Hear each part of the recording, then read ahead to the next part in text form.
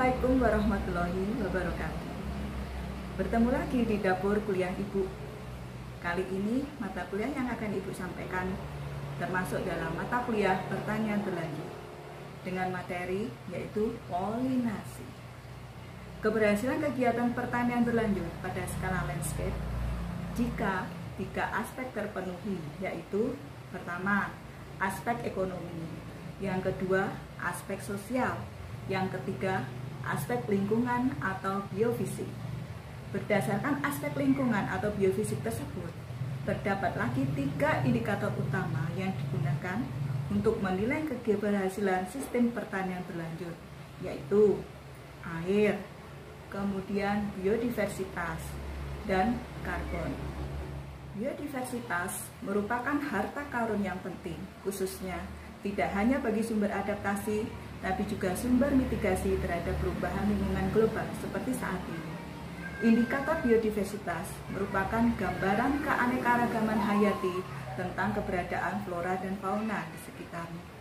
Keberadaan fauna terkait erat sebagai inang atau tempat hidup bagi fauna yang ada, dan hal ini penting mengingat fungsinya dalam polinasi.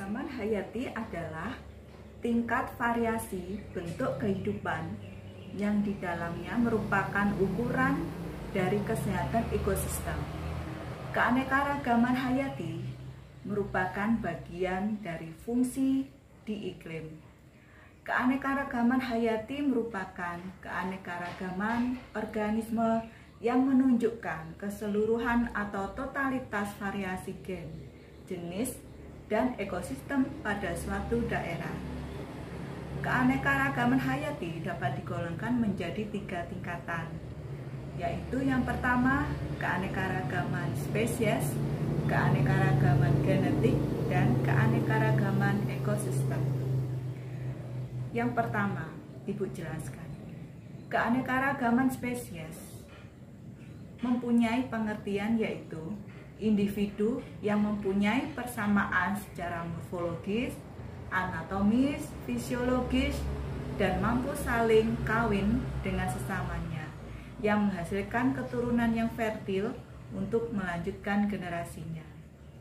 Sedangkan untuk tingkatan yang kedua, yaitu keanekaragaman genetik, gen atau plasma nuftah itu adalah substansi kimia yang menentukan sifat keturunan yang terdapat dalam lokus kromosom. Setiap individu makhluk hidup mempunyai kromosom yang tersusun atas benang-benang pembawa sifat keturunan yang terdapat dalam inti sel. Sehingga seluruh organisme yang ada di permukaan bumi ini mempunyai kerangka dasar komponen sifat menurun yang sama, walaupun komposisi dan jumlah faktor dalam kerangka bisa berbeda-beda. Yang ketiga yaitu karena keanekaragaman ekosistem. Ekosistem, suatu sistem ekologi yang terbentuk dari hubungan timbal balik antara biotik dengan lingkungannya. Ekosistem merupakan tatanan kesatuan utuh dan menyeluruh di antara seluruh elemen lingkungan yang masing-masing berpengaruh satu sama lain. Komponen dalam ekosistem meliputi abiotik dan biotik. Abiotik merupakan komponen yang terdiri dari fisik dan kimia dan faktor-faktor lain yang meliputi tanah atau batu, kemudian sinar matahari, suhu, air, garam, bahkan juga iklim. Komponen selanjutnya adalah biotik. Komponen biotik digunakan untuk merujuk pada sesuatu yang hidup. Berdasarkan peran dan fungsinya, biotik dibagi menjadi 2 macam, yaitu heterotrof atau sebagai konsumen dan pengurai atau sebagai dekomposer. Untuk yang heterotrof atau sebagai konsumen, terdiri dari organisme yang memanfaatkan bahan organik yang telah disediakan oleh organisme lain sebagai makanannya. Sedangkan untuk pengurai atau sebagai dekomposer adalah organisme pengurai bahan organik dan organisme yang akan menyerap sebagian dekomposisi dan melepaskan bahan sederhana. Kondisi lingkungan pada setiap makhluk hidup sangat beragam. Keanekaragaman seperti itu disebut keanekaragaman tingkat ekosistem.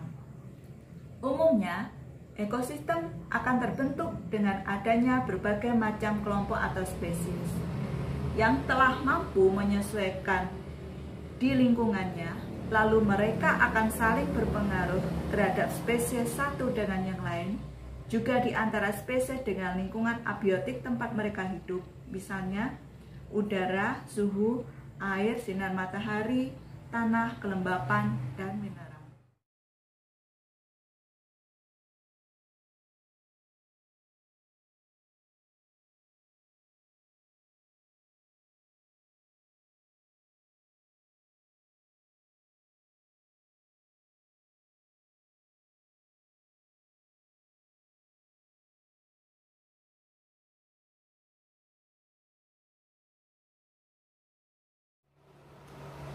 Umumnya, populasi polinator akan tinggi saat musim berbunga, dan umumnya juga musim berbunga diiringi oleh intensitas cahaya yang lebih tinggi daripada saat musim berbuah.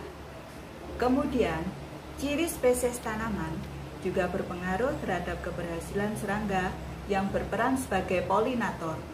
Serbuk sarinya mempunyai mantel luar biasa sangat lengket dan mengkilat, sehingga ini menjadi daya tarik polinator. Substansi yang bersifat lengket ini memperbesar kemungkinan tepung sari untuk dapat melekat pada tubuh polinator sehingga dapat ditransfer pada kepala putik.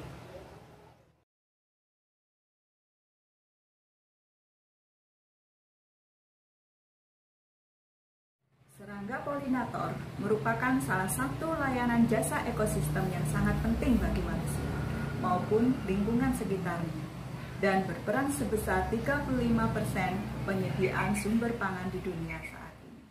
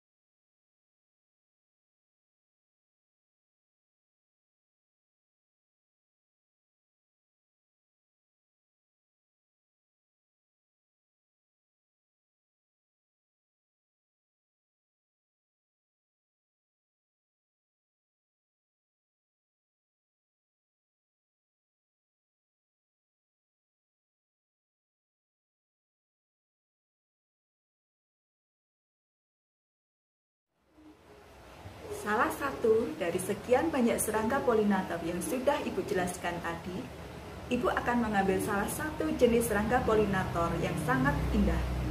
Ialah kupu-kupu.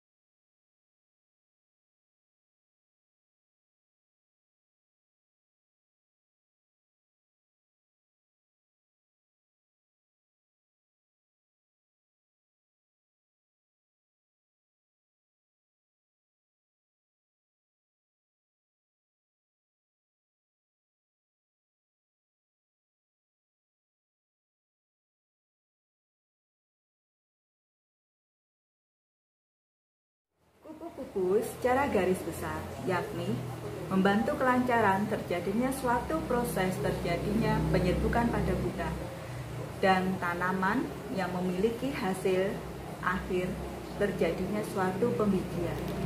yang akan meneruskan keberadaan dan melestarikan suatu jenis spesies tanaman tersebut.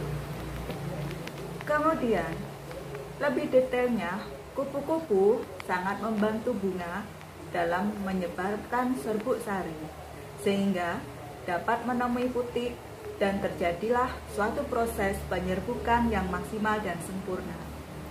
Mencegah terjadinya kemungkinan layunya bunga yang mengandung putik beserta benang sari mati tanpa menghasilkan suatu biji buah yang meneruskan keberlangsungan spesies tanaman tersebut.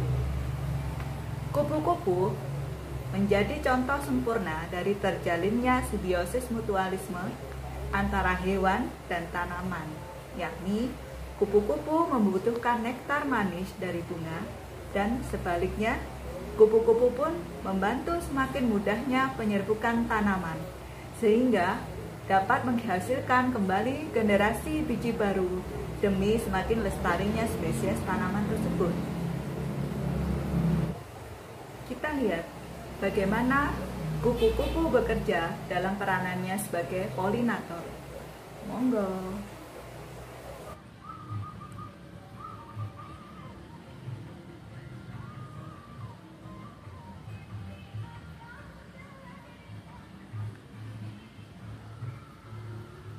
Nah, begitulah beberapa fungsi kupu-kupu bagi bunga yang bermula dari kecintaannya mengkonsumsi nektar, yang juga berperan besar dalam membantu perkawinan benang sari dan putik dalam bunga.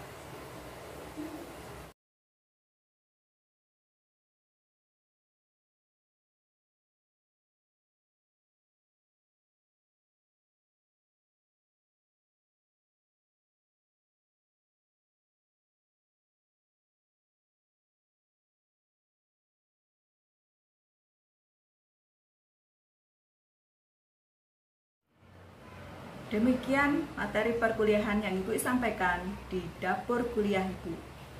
Semoga bermanfaat dan jangan lupa tugas akan Ibu kirim di WA Grup Pertanian Berlanjut bagi mahasiswa yang mengampu mata kuliah pertanian berlanjut. Dikumpulkan setelah 1 minggu tugas diberikan. Wassalamualaikum warahmatullahi wabarakatuh.